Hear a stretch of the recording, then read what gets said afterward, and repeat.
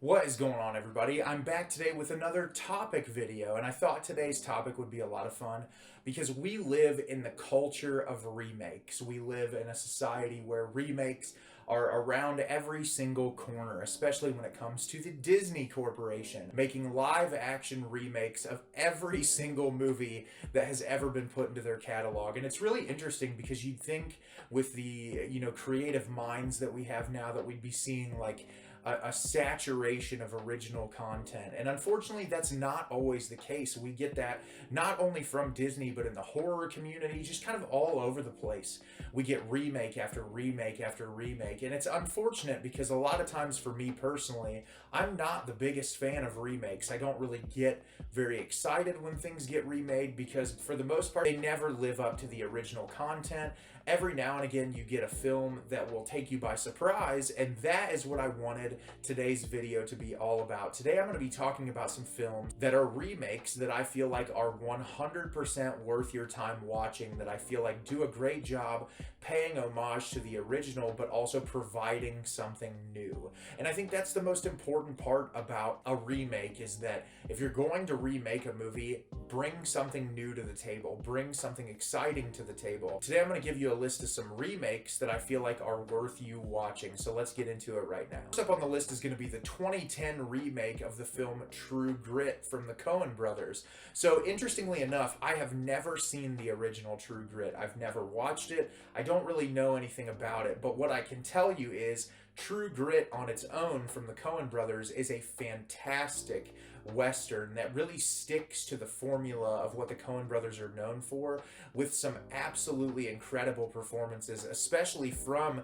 Jeff Bridges and a young Haley Steinfeld, who I think are the standout performances in this movie. I know from reading a lot of reviews, reading a lot about this movie when it first came out, and even now, people really say that it does a great job paying homage to the original, and I know there are a lot of people who like this movie more than the original film, and I am someone who, whenever the Coen brothers release a movie, I get very excited because they are such talented filmmakers that really can take any sort of material and provide dark comedy to it, provide suspense, great atmosphere, great performances, and that's what True Grit was to me. It was just an absolutely fun ride. I remember seeing this in the theater and just having the time of my life with this thing. I think it still holds up to this day. It is such a well-made movie and a remake that is definitely worth you taking the time to watch. Up next is going to be the 2002 film The Ring from director Gore Verbinski. That is a remake of the 1998 film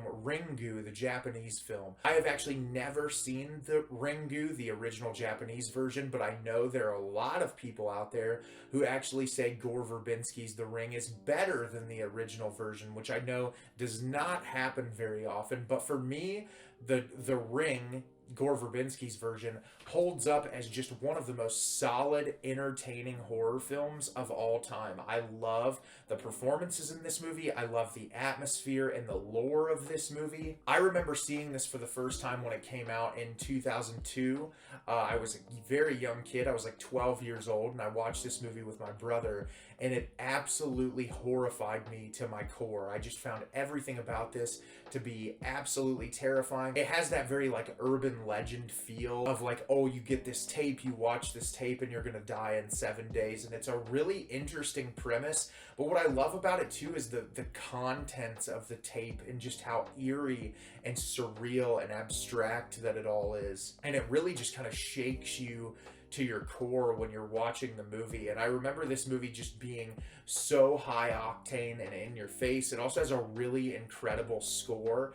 And yeah, it's a movie that when I think of some of the scariest movies of all time, it resonates in my brain very deeply. And I really want to watch the original at some point to kind of see how it stacks up and what the differences and similarities are. But on its own, Gore Verbinski's The Ring is absolutely phenomenal, and it's 100% worth you watching if you've never seen it. Up next is going to be the 2013 Fede Alvarez Evil Dead. I know Fede Alvarez himself and even Sam Raimi have made comments that this isn't a direct remake to the Evil Dead, that it's kind of like a film set in the same world, but it just has the same name. But at the time that it was released, this was really kind of touted as a remake. And I think that as far as remakes go, if you're going to take something like The Evil Dead, which Sam Raimi created, one of the most iconic horror franchises of all time, you have to do something new and exciting and interesting with it. And the 2013 Evil Dead that Fede Alvarez made 100% does that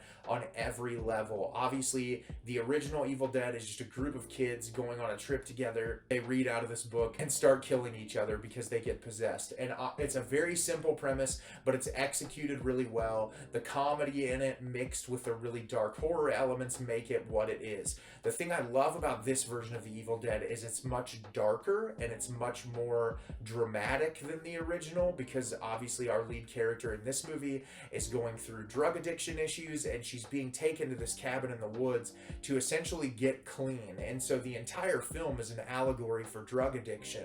And it works really well. And the thing I love about this is it does not hold back from the violence. It's bloody, it's over the top, it's insane at moments. There are things whenever I revisit that movie, some of the stuff I see on screen just really takes me by surprise. But I think it does a great job at kind of depicting how drug addiction impacts the person and also impacts all of the people around them. And I think Fede Alvarez executes this movie really fantastically. And it's one that every time I come back and revisit it, I find something new to appreciate about it, which I know for a lot of movies that are remade, especially a lot of these new Disney movies, you watch them and you're like, why does this even exist? I didn't get anything new out of it. And you know, I love Sam Raimi's Evil Dead. I think it is phenomenal. It's an incredible horror movie, but I get a different experience watching Fede Alvarez's Evil Dead than I do the original, which makes it to me an important remake, and a remake that is worth spending time with.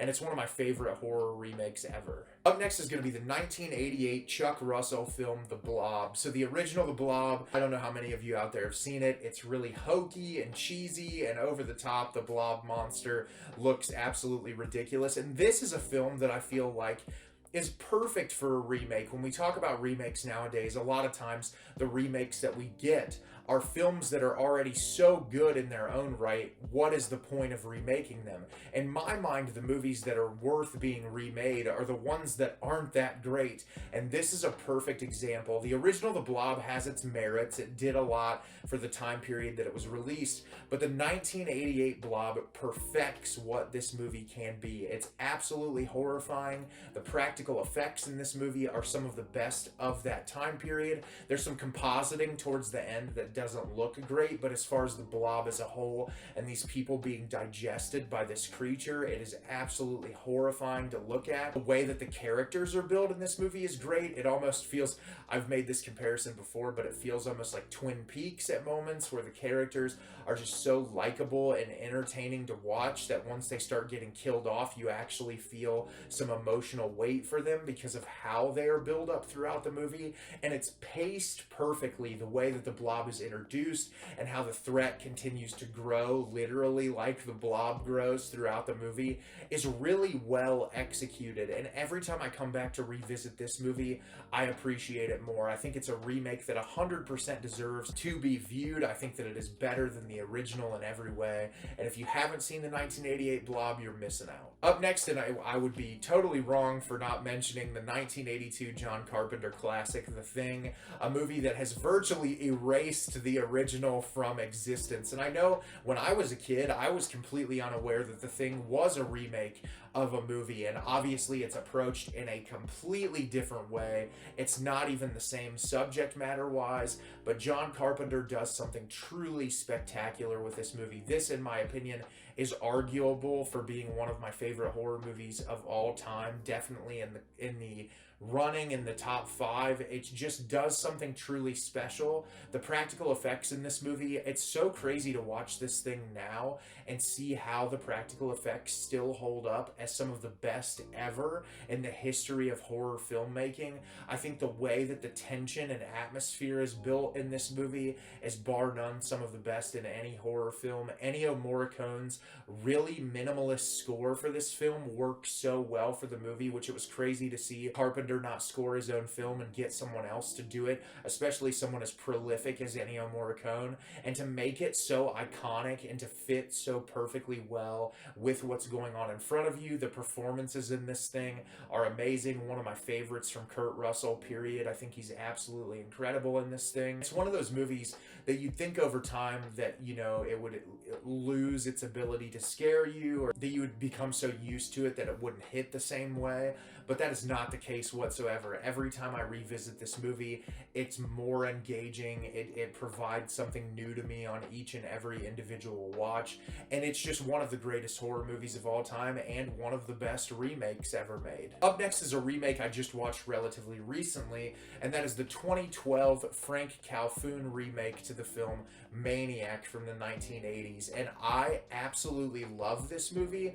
I still like the 1980s version more, but what I like about this is if you're gonna remake a horror movie, do something different with it. The original 1980s Maniac, if you're unfamiliar, is about a guy who is a serial killer that he scalps his victims and puts their scalps on mannequins, and that entire movie is kind of seeing how he operates, a lot of POV kills, and then giving him a character that he starts dating, that you start asking yourself the question, will this change him as a person? Well, Maniac 2012 takes a very similar approach, but the difference is we get way more into Elijah Wood's head as to how he was raised, what kind of things drove him to this madness to commit these horrible acts and atrocities, and how his brain is programmed to kind of justify what he is doing. And most of the film is through a POV shot, which I think makes it all the more horrifying because you know how sinister his intentions are and the things that he wants to do.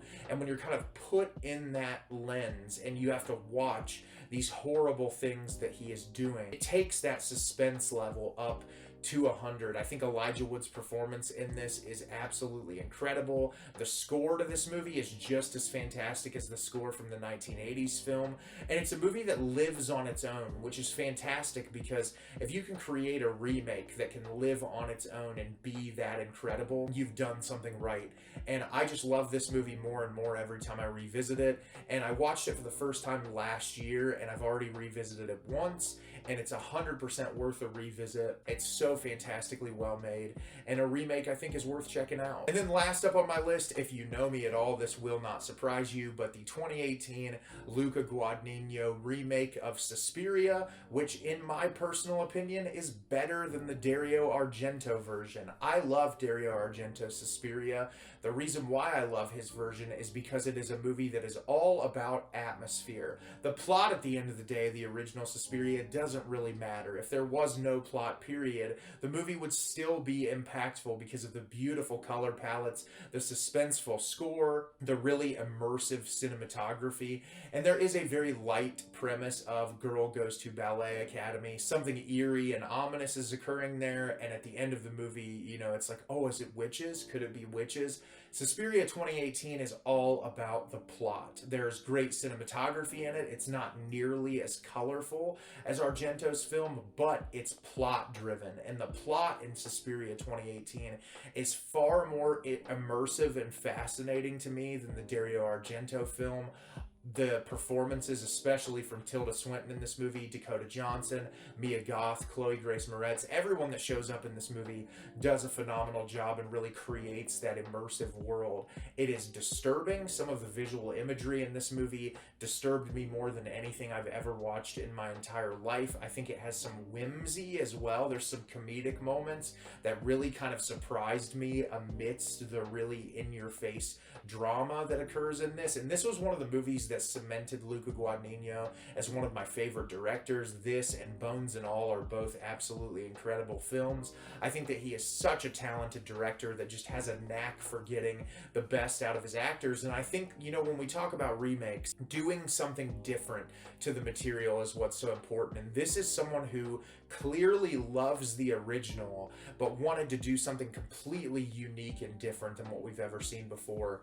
And he nails it with this movie. Suspiria 2018 is one of my favorite films of all time, not just remakes, but one of my favorite films of all time. And this is a movie that if you are a horror fan, it's 100% worth checking out. And if you want to watch a worthwhile remake, Suspiria 2018 is where it's at. So that's my list of remakes that I think are worth watching. Are there any remakes that I missed on this list that you think are worth watching? Let me know down in the comments. I love adding more of these worthwhile remakes into my rotation, and I'd love to hear what some of those are from you. As always, if you can like the video and subscribe to the channel, helps me out a lot and lets me know the type of content you're looking for. I'm always putting out new material and look forward to getting more out for you in the near future. And as always, everyone, thank you so much for watching and have a great rest of your day.